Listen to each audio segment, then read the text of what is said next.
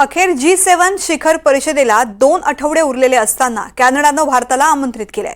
कॅनडाचे पंतप्रधान mark Carney यांनी पंतप्रधान नरेंद्र मोदी यांना G7 साठी निमंत्रित केलंय। यावेळी दोन्ही देशांच्या पंतप्रधानांमध्ये द्विपक्षीय संबंध दृढ करण्यावरती चर्चा झाली आहे। मोदींनी कार्नी यांना निवडणुकीमधील विजयाबद्दल शुभेच्छाही दिल्यात। या संदर्भात मोदींनी एक्सवरून पोस्ट करत माहिती दिली आहे। पंतप्रधान नरेंद्र मोदी यांनी लिहिलंय की कॅनडाचे पंतप्रधान मार्क कार्नी यांच्याशी फोनवरून बोलून आनंद झालाय। या महिन्याच्या अखेरीस कानानस्कीमध्ये होणाऱ्या G7 शिखर परिषदेसाठी आमंत्रित केल्याबद्दल त्यांचे आभार मानलेत। भारत आणि कॅनडा परस्पर आदर आणि सामायिक हितसंबंधांच्या मार्गदर्शनाखाली नव्या जोमाने एकत्र काम करतील। शिखर परिषदेमध्ये भेटण्याची आम्हाला उत्सुकता आहे असं त्यांनी लिहिलंय। यावर्षी G7 शिखर परिषद 15 ते 17 जून दरम्यान कॅनडामधील अल्बर्टा प्रांतातील कानानास्की इथे होत आहे। या शिखर परिषदेमध्ये America, France, Britain, Japan, Italy, Germany आणि कॅनडाचे प्रमुख नेते सहभागी होतील।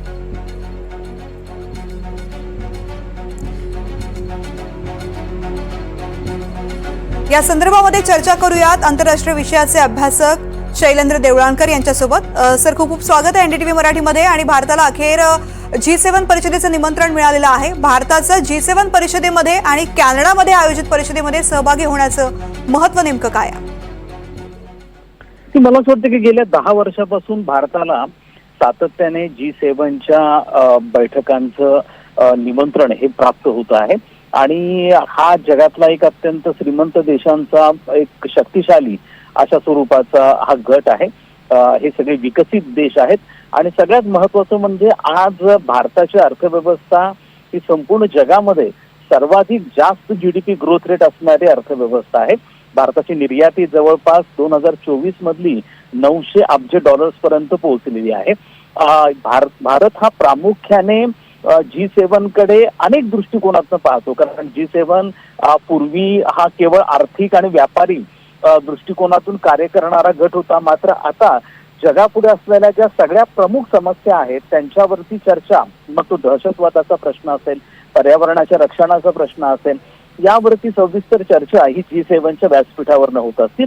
आणि त्याचबरोबर याच्यामध्ये ज्या द्विपक्षीय चर्चा होतात, म्हणजे G7चे एक असते आणि मग त्याच्या साईड बाय साईडच्या द्विपक्षीय चर्चा होतात, त्या प्रामुख्याने व्यापाराच्या दृष्टिकोनातून भारताला अतिशय महत्वपूर्ण असतात। त्याच नंतर आपल्याला प्रामुख्याने याचा उपयोग आणखीन एका गोष्टीशी करून घेता येणार आहे आणि तो मुख्य म्हणजे नुकतंच आपण ऑपरेशन सिंदूर हे यशस्वीपणे पूर्ण केलेलं आहे आणि पाकिस्तानचा दहशतवादाला समर्थन देणारा जो चेहरा आहे तो आता पुन्हा एकदा G7 राष्ट्रांपुढे पंतप्रधान मोदींकडनं स्वाभाविकपणे मांडला जाण्याची शक्यता आहे। त्यामुळे मला असं वाटतं की ह्या सगळ्या दृष्टिकोनातून G7चं निमंत्रण हे भारतासाठी अत्यंत सकारात्मक घडामोड आहे आणि भारतासारख्या झपाट्याने विकसित होण्याच्या दिशेने वाटचाल करणाऱ्या देशाकडे G7 सारखे श्रीमंत देश भविष्यामध्ये दुर्लक्ष करू शकणार नाहीत, हीच बाब यातनं अधोरेखित होते। निश्चित आंतरराष्ट्रीय स्तरावरती भारताचं किती मोठं महत्त्व आहे हे यामधून सिद्ध होतंय। खूप खूप धन्यवाद सर संपूर्ण सविस्तर चर्चेसाठी।